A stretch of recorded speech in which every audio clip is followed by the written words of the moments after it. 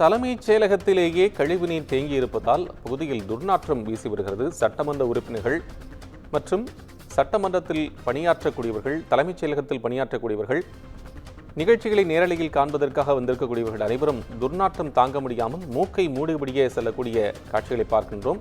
அனைவரும் கடந்து செல்லக்கூடிய பாதை இது என்பதால் மிகவும் அசுத்தத்துடன் காணப்படுகிறது. அதை உடனடியாக சரி செய்ய வேண்டும் என்ற கோரிக்கை எழுந்திருக்கிறது. அரசு அதிகாரிகள், தலைமைச் செயலக ஊழியர்கள் மற்றும் சட்டமன்ற உறுப்பினர்கள் செல்லக்கூடிய பகுதியாக இருக்கக்கூடிய இந்த இடத்தில் கழிவுநீர் தொட்டிகள் நிரம்பி சாலைகளிலே பெருக்கெடுத்து ஓடுவது மிக பெரும் ஒரு அதிருப்தியை ஏற்படுத்தி இருக்கிறது.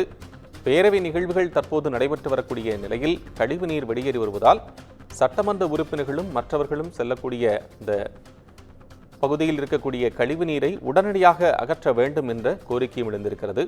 தலைமைச் செயலகத்திலேயே கழிவுநீர் தேங்கியிருப்பது மிக பெரும் அதிர்வலைகளை ஏற்படுத்தியிருக்கிறது. பல கேள்விகளையும் எழுப்பியிருக்கிறது.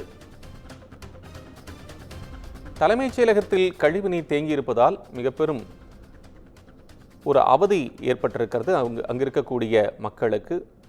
அது மட்டுமல்ல, தலைமைச் செயலக ஊழியர்கள், அரசு அதிகாரிகள், சட்டமன்ற உறுப்பினர்கள் அனைவரும் சென்று வரக்கூடிய பாதை எது என்பதால் உடனடியாக கழிவுநீரை வெளியேற்ற வேண்டும் என்ற கோரிக்கையும் எழுந்திருக்கிறது.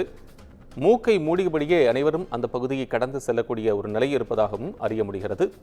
தலைமைச் செயலகத்தில் தேங்கிய கழிவுநீரை உடனடியாக அப்புறப்படுத்த வேண்டும், கழிவுநீர் தொட்டிகளை சுத்தம் செய்ய வேண்டும் என்ற கோரிக்கையும் எழுந்திருக்கிறது.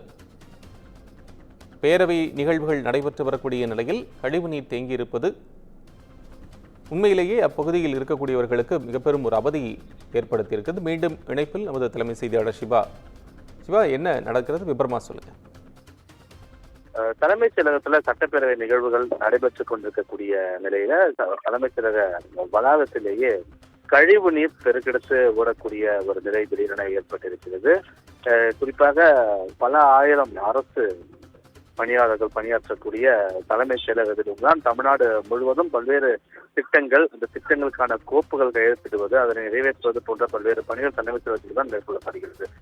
அதோடு மட்டுமல்லாமல் சட்டப்பேரவை நிகழ்வுகள் கடந்த 20 நாட்களுக்கு மேலாக சட்டப்பேரவை நிகழ்வுகள் நடைபெற்றுக் கொண்டிருக்கக்கூடிய நிலையில் தலைமைச் செயலக வளாகத்தில் இருக்கக்கூடிய கழிவுநீர் பாதைகள் செல்லக்கூடிய அந்த பகுதிகளில் திடீரென கழிவுநீர் நிரம்பி சாலையில பெருக்கெடுத்து ஓடிய காட்சிகளும், இதனால் துர்நாற்றம் வீசக்கூடிய ஒரு நிலையும் ஏற்பட்டிருக்கிறது.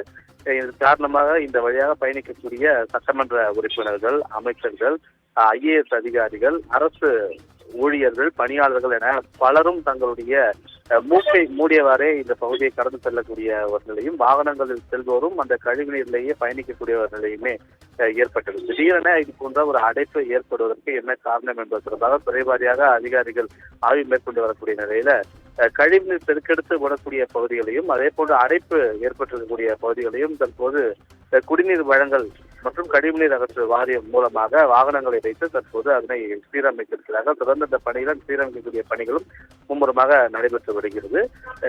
சட்டப்பேரவை நிகழ்வு நடைபெறக்கூடிய நேரத்தில் இது போன்ற கழிவு நீர் பெருக்கெடுத்து ஓடி துர்நாற்றம் வீசக்கூடிய இந்த சம்பவம் இந்த வழியாக பயணிக்கக்கூடியவர்களை சற்று மோன்றுவிக்க வைத்திருக்கிறது. கோபால், உங்கள் விவரங்களுக்கு நன்றி.